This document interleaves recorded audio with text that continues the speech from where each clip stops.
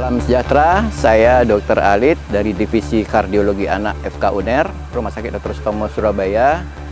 Hari ini ingin berbagi sedikit tentang pemaparan salah satu kelainan jantung bawaan pada anak, yaitu patent ductus arteriosus. Mudah-mudahan bisa dicerna dan dimanfaatkan dalam praktek sehari-hari.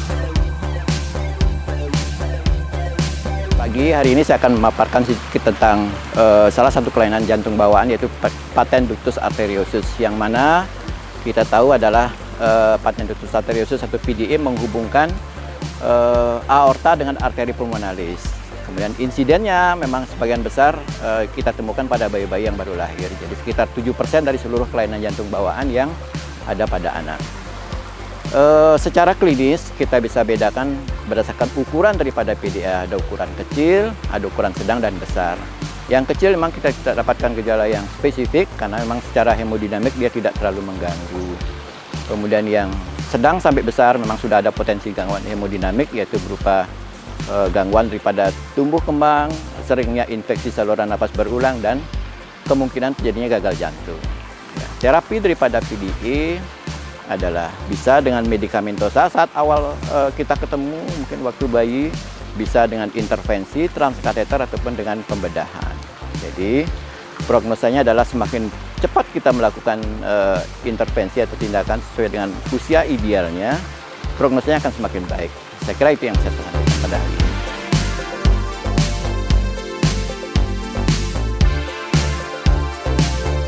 Jadi kalau PDA, kalau kita ambil secara umum, prevalensinya adalah 7% dari seluruh kelainan jantung bawaan.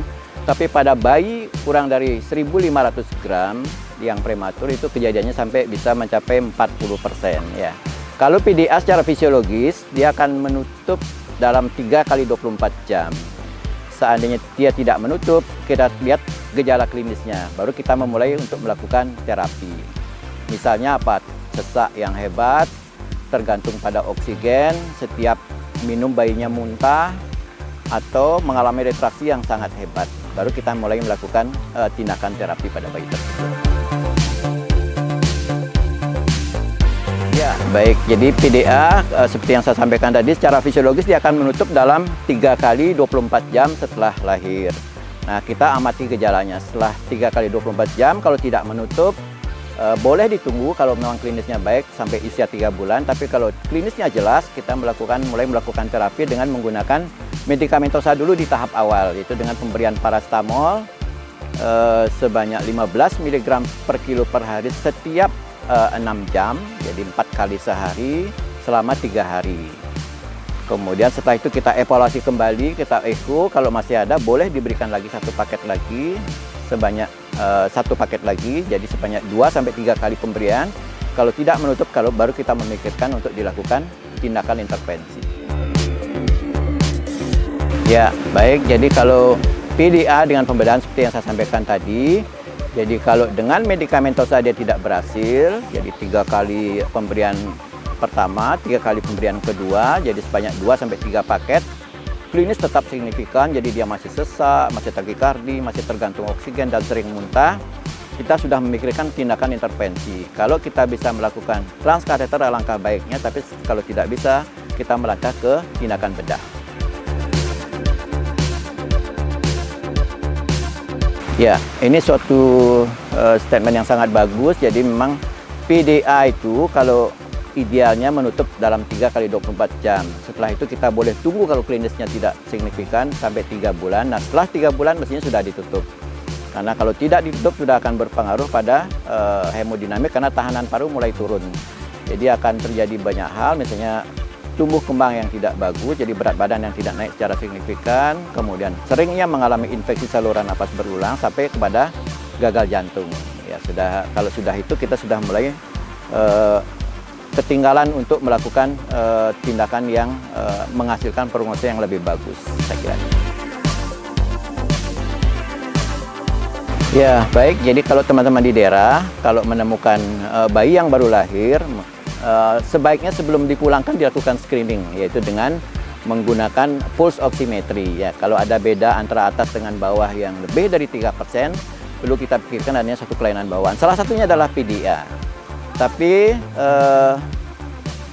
Kalau memang sudah ada alat yang sederhana saja untuk melakukan screening, untuk melihat apakah ini betul-betul PDA, kita boleh melakukan USG atau echo secara simple, jadi untuk menentukan apakah ini PDA saja atau tidak.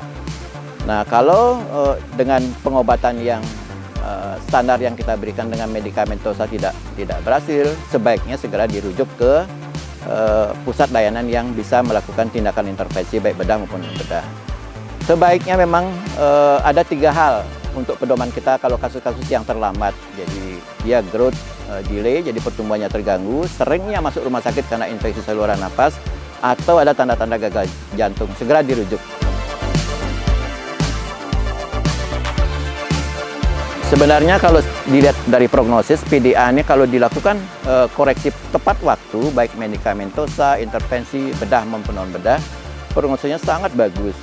Tapi kalau dia terlambat dilakukan tindakan, misalnya kasus-kasus yang sudah sampai usia di atas 5 tahun, mungkin akan kita berhadapan dengan berbagai hal seperti pulmonal hipertensi, gagal jantung, mungkin masih ada kriteria yang kita bisa masuk untuk melakukan intervensi. Tapi yang jelas makin terlambat, mestinya prognosisnya akan semakin tidak baik. Saya kira itu yang bisa saya sampaikan pada hari ini, sehingga teman-teman di daerah bisa memberikan, melakukan tata laksana dini, deteksi dini, dan rujukan tepat waktu pada pasien-pasien dengan ductus arteriosus, sehingga prognosisnya akan menjadi lebih baik. Saya kira itu yang bisa saya sampaikan pada hari ini. Terima kasih.